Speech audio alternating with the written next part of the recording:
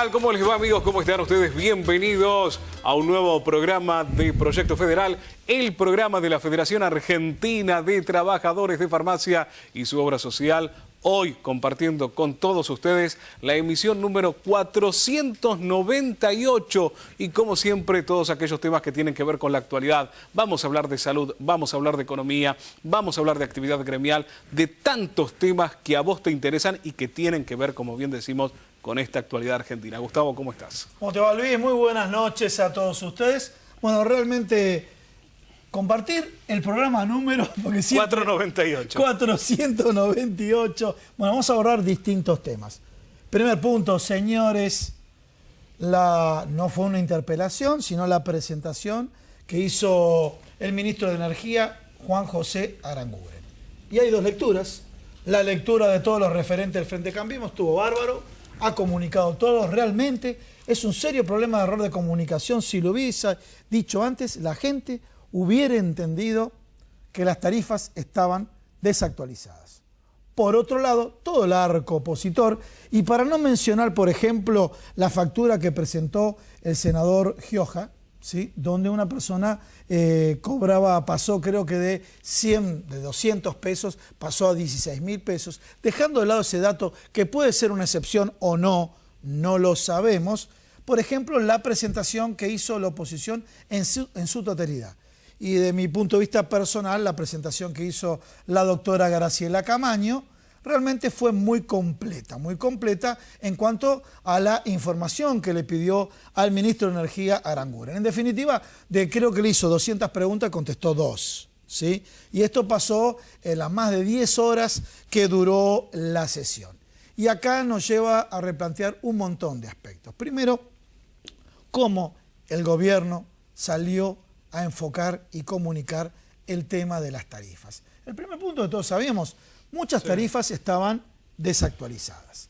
Pero, ¿qué pasó? A ver si hacemos un breve repaso de los últimos 8 meses. El primer sector favorecido fue el sector agropecuario con la quita de retenciones y el sector de la minería. O sea, cayó la cuenta de ingresos del Estado que contribuye al aumento del déficit fiscal. Que dijeron, van a llover las inversiones. No llovieron las inversiones. Al no llover las inversiones, vemos el gobierno de alguna manera preocupado y ocupado con que hay que instalar permanentemente el tema del ajuste tarifario. Un ajuste tarifario que podemos decir como mínimo de desproporcional, por un lado, e inoportuno. En cuanto a injustificado, podemos sí ahí debatir. Y realmente es una zona gris. No se puede decir que es injustificado, pero que fue desproporcional e inoportuno. Y por otro lado, esto representa la cuenta egresos del Estado. Y está preocupado el gobierno como disminuyó su cuenta de ingresos con el tema de las retenciones. ¿A qué sectores? A los sectores que más tienen. Y ahora la cuenta egresos, ¿a quién afecta? A los sectores que menos tienen. ¿Sí? Y siempre en todo el lenguaje comunicacional trabajando, bueno, aquellos que tienen piscina pagaban el gas muy barato. Pero de pronto salieron, por ejemplo, otros dirigentes de la oposición, y no para referir a uno o a otro, pero planteando a aquellos que están interesados por el trabajo cooperativo, por ejemplo, el caso de Cerámica Sanón. Hay trabajadores, cooperativistas, que han sostenido una fábrica de cerámicos tradicional en nuestro país, donde la factura de gas se aumentó a 8 millones de pesos. Pagaban 1 millón y se aumentó 8 millones de pesos, lo cual hace de alguna manera insostenible la continuidad de la empresa. Mirá esto que marcás vos, ¿no, Gustavo? Como distintas aristas, ¿no?, que se fueron dando en estos últimos tiempos y que tienen que ver puntualmente con el tema tarifario, que era necesario una modificación. Sí, estamos todos de acuerdo, era necesario, pero tampoco, bueno, estos extremos, como bien lo marcaba ayer el diputado nacional y exgobernador José Luis Gioja, mostrando una factura de 596 pesos que pasa a pagar el usuario o esta usuaria de San Juan por 68.000. 68.000, bueno, es un número pero irrisorio. Pero a ver, Luis, podemos plantear, primero es un tema en la cual nosotros, nuestra labor periodística es pararse en el medio. Yo le voy a preguntar a Gioja si trajo un caso, una excepción, porque esto también va para Juan José Aranguren. Cuando dice, no, la mayoría, claro, la mayoría de la gente siempre están las excepciones, ¿no? Aquellos que pagan piscina, bueno, pero no tienen piscinas todos y tendrían que haber pagado no una tarifa baja, sino una tarifa alta. Pero esto también marca el gobierno la ausencia de segmentación.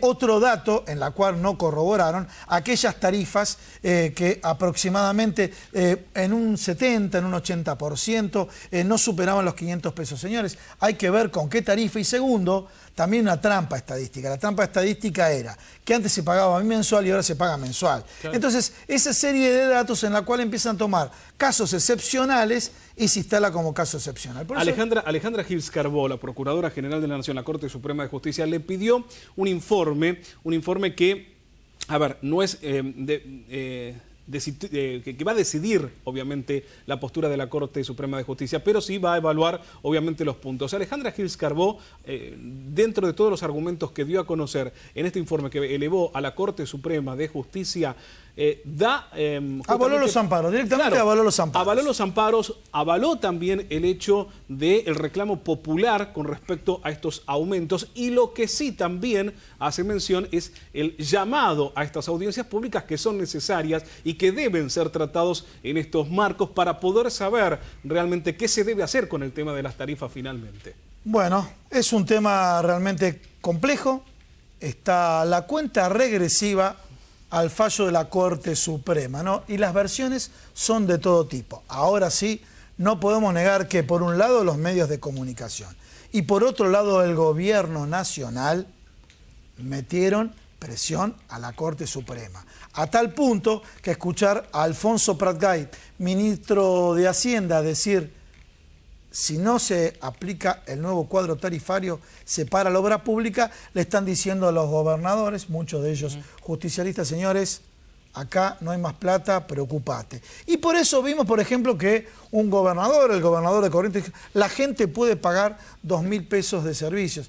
Y no es así. Claro. Muchos sí pueden pagar y otros no pueden pagar. Por eso el tema del manejo de las excepciones, que se transforma en una constante para justificar ideas. Otro de los temas también en los cuales tenemos que solidarizarnos, y los medios de comunicación le aplicaron muy poco tiempo, es el tema de la movilización que hicieron los jubilados para reclamar su atraso. O sea, con el último 14,1% de incremento de la jubilación, están manifestando que están 20 puntos por debajo de la misma. Entonces, fueron a Puente Porredón y de alguna manera utilizaron carros hidrantes. Algunos le pegaron. Realmente, qué fácil que es pegarle a los jubilados, ¿no? Y esto también llama la atención. O, si quieren, no tomen lo que dije. Cuando fue la 125, cortaron la ruta, porque si vamos a hablar de los derechos constitucionales, de poder acceder libremente, como también es un derecho constitucional el de huelga, el de protesta y demás, no hicieron lo mismo cuando ocurrió toda la situación o cuando se quejaban las economías regionales. Economías regionales que se siguen quejando en el día de hoy. Pero principalmente, cómo se aplica el protocolo de seguridad de manera selectiva. Y en este caso, a los que menos fuerza tienen y más daño se le está causando hasta ahora, yo digo siempre hasta ahora, puede revertirse con estas políticas económicas. Presentamos a los invitados del día de hoy. Miren, primero tenemos a la doctora Valeria Carreras, que es abogada. Realmente un dato acá, en exclusiva, en Proyecto Federal, hoy a la mañana, presentó una denuncia penal con el jefe de gabinetes, Marcos Peña. ¿Por qué? Porque a través de un decreto han facilitado el uso de la base de datos de ANSES. Pero yo dejo esta serie de interrogantes, ella lo va a responder, ella va a aclarar y demás. A ver, redes públicas. Sí. Sí, redes públicas me refiero, vas a un bar, un café y demás, tienen tu base de datos, ¿pueden acceder o no pueden acceder? De pronto tenés cierto tipo de patologías, hay leyes que nos protegen, de alguna manera si se pueden vulnerar o no se pueden vulnerar las mismas. Y por otro lado, ¿sí?, pueden acceder a una totalidad de datos. ¿No podrán de alguna manera copiar tu tarjeta de crédito con esto? La verdad, nos quedan muchísimas preguntas, pero vamos a ver en qué se basó esta denuncia penal. la hizo en nombre propio, no en nombre de una agrupación política, sino en nombre propio, porque también tiene algunos ejemplos para contarnos, porque lo hizo a través de especialistas en informática, que bueno, que le han contado cuáles son las fracturas que tiene la difusión de esta base de datos. Y pero también al licenciado Mariano de Miguel. Bien. Vamos a hablar de economía, porque, a ver, la economía en ebullición en nuestro país y en el mundo. Bueno, queremos entender, comprender, saber qué pasa. Bueno, ¿qué sucede si le dice la Corte Suprema, por ejemplo, de Justicia, sí al gobierno con respecto al tarifazo o le dice no? ¿Qué pasa con el tema del dólar? ¿Qué pasa con el tema de la inflación? Hay inflación, hay deflación, hay menos consumo. Esto se ve reflejado automáticamente también en el tema de la inflación. Bueno, todos estos temas y muchas otras cosas más en un ratito que tienen que ver con la economía con Mariano de Miguel. Bueno, en el ámbito gremial va a estar el secretario general de la Federación, Roque Garzón, donde bueno, va a comentar, a hacer un análisis de todo lo que está ocurriendo acá dentro de lo que es el ámbito de la Federación.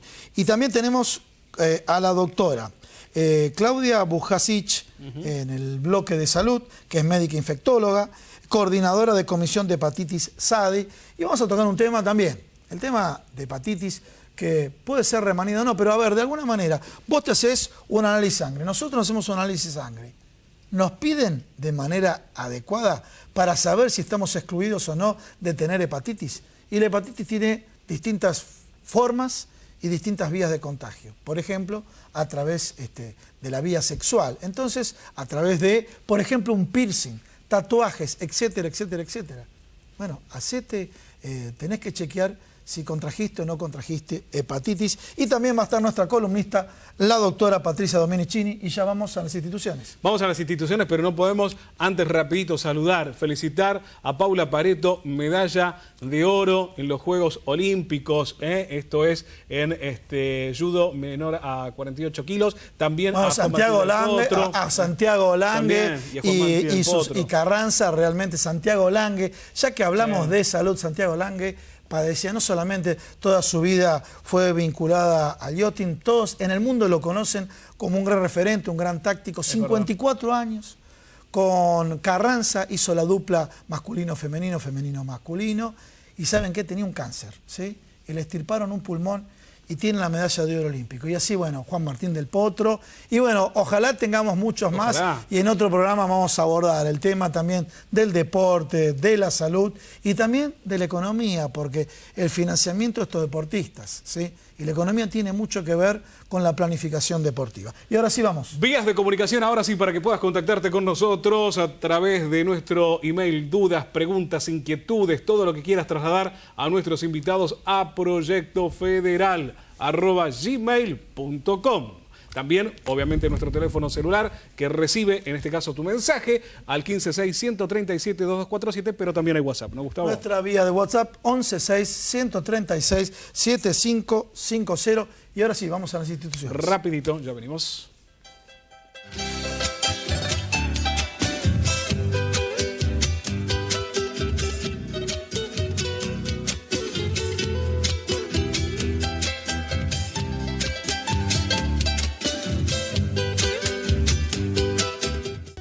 Federación Argentina de Trabajadores de Farmacia, 70 años, en defensa de los derechos del trabajador del sector, comprometidos con la formación de nuevos líderes sindicales. Obra social del personal de farmacia, el mejor remedio para su salud. Turismo Social de FATFA piensa en el descanso de todos los trabajadores de farmacia, ofreciendo un gran circuito hotelero en todo el país. Instituto Superior de Formación Tecnológica de FATFA apuesta al crecimiento profesional de todos los trabajadores de farmacia en el país. FATFA, conmemorando su 70 aniversario.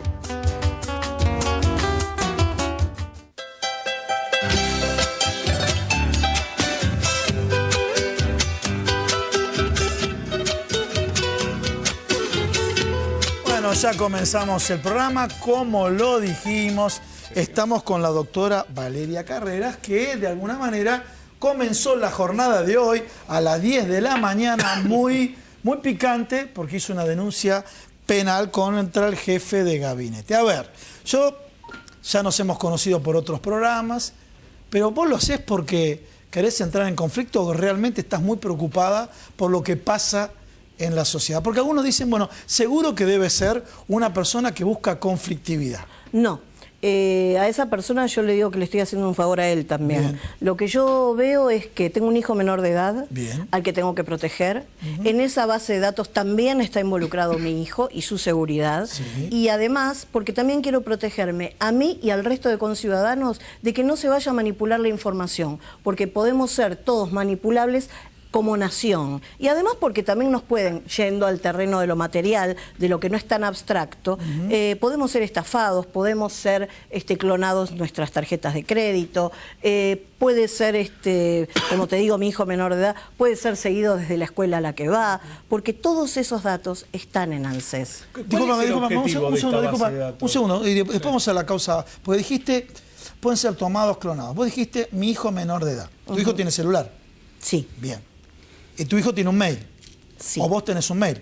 A través de tu mail, a través de mi mail, Ven. ¿saben dónde estoy localizado yo? Sí, totalmente. ¿Saben dónde estoy localizado yo? Y no solamente eso, vos cuando pedís el salario familiar tenés que presentar una serie de papeles, que es cuál certificado, qué colegio. Con el colegio ya saben la ubicación, los horarios y todo. ¿Qué estaría bien que figure en esta base de datos y qué estaría mal que figure en esta base de datos? ¿Y por qué el gobierno quiere aplicar esta base de datos ante el ANSES o a través del ANSES? Para mí está mal que exista esta ambición de tener los datos. ¿Por qué? Porque el gobierno nacional ha demostrado a través de su campaña previa y ahora una obsesión por las redes sociales, una obsesión por comunicar a través de las redes y de estar presente. De hecho, el presupuesto de publicidad que tienen Twitter, Facebook, Instagram, etcétera, es elevadísimo, nunca visto. Mucho más que antes con la publicidad televisiva, ¿sí? O estática. Para mí está mal que el gobierno acceda a eso porque de alguna manera se convierte en el gran espía, el gran hermano de todos nosotros. Y eso no está bien porque vos no sabés en manos de quién cae. Aunque Marcos Peña haya dicho somos gente con buenas intenciones y buena gente, ¿sí? Claro. Aparte hablábamos fuera de cámara que hay un montón de información muy sensible, protegida por la Constitución Nacional, y eso es una de las cosas que me da coraje, que me empuja, que me avala, si la Constitución lo prohíbe. No hay por qué ir contra la Constitución. Una persona que convive, por ejemplo, con HIV, creo, a ver, corregime si es así, hay unos códigos para los cuales no se sepa realmente el nombre, el apellido. Exactamente. ¿Qué pasa en esos Mira, casos, te voy a dar un ejemplo. Son datos altamente sensibles. Cuando uno va a buscar trabajo, tenés que autorizar a que te hagan la prueba de sangre para detectar si hay HIV o no, ¿sí? ¿Por qué? Porque es una cuestión privada, íntima y personal. Hay un montón de patologías que todavía en la Argentina son estigmatizantes. Y también para que no haya selección adversa, ¿no es cierto? Exactamente, para que no te, o sea, para que hoy no te por hoy discriminen. la persona está sana, o sea, el cuadro le da bien, puede tenerlo o no, pero hoy por hoy el HIV se trata y la persona puede estar bien. Pero por supuesto, lo que sucede es que todavía estamos con alguna discriminación social respecto del tema, ¿sí? No hay tanta información ni tampoco culturalmente hemos avanzado tanto. De hecho, lo sabe la comunidad homosexual que todavía carga con este peso a pesar que tenemos la ley de matrimonio igualitario, etcétera, ¿sí? Para mí está mal desde la base, desde lo que le da origen. ¿Y sabés dónde encuentro el origen? ¿Dónde? En los considerandos de la resolución. Muy rápido, en los considerandos de la resolución, el gobierno dice que esta base de datos la pretende usar para tener contacto directo con el ciudadano a través del teléfono, del mail y de las redes sociales. Señores, yo antes nunca le di ni mi usuario de Twitter ni de Facebook. Bien, clarísimo. No te vayas, ya seguimos contigo. Pasamos a la otra parte del estudio. Estamos con el licenciado Mariano de Miguel. Bueno, Mariano, todos los medios de comunicación te buscaron, obviamente, principalmente, más allá de tu conocimiento económico, porque participás del indicador del UNMED, ¿sí? Que marca, ya lo desarrollamos en otros programas, la inflación de un segmento o la inflación desde el punto de vista de los trabajadores, para llamarlo así, para simplificar los datos, porque yo creo que por hoy la gente empieza el indicador de la UCA, el CEPA, y cada día que dice que hay 30.000 pobres nuevos o diarios, etcétera, etcétera, etcétera. Pero vayamos primero a los indicadores de inflación y los tarifazos. Primero ustedes detectaron un indicador de inflación del 46% interanual, y siempre remarcamos la décima parte, el decil más bajo, un 52 y pico interanual. Ahora, esto fue antes del impacto de las tarifas. Esto es la inflación desde junio del año pasado hasta junio de este año. Julio no va a sumar demasiado porque va a andar en el orden del 2% mensual, que es un valor bastante parecido al de julio del año pasado. En consecuencia, ahí finalmente la inflación interanual a julio va a ser muy parecida a la de junio. Promedio, decías vos, al decil más bajo 52,6.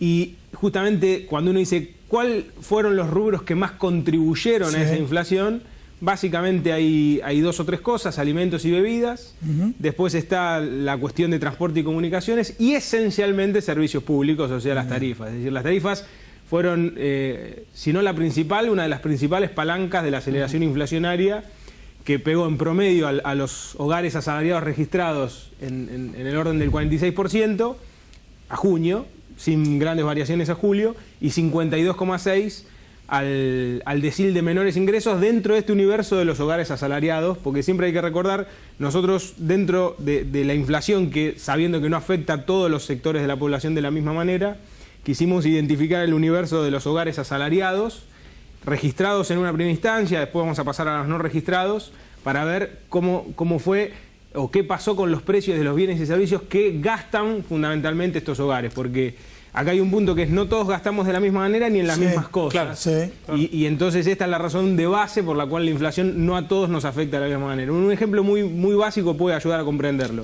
Si vos, Gustavo, gastás 1.000 pesos en alimentos y bebidas, y yo también gasto 1.000 pesos, y suben los precios de los alimentos y bebidas, a los dos nos va a afectar esa inflación.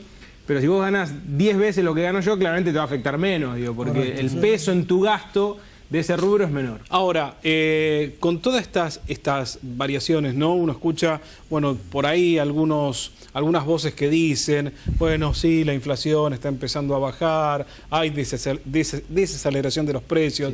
¿Es así? Y si es así, ¿de dónde viene y por qué?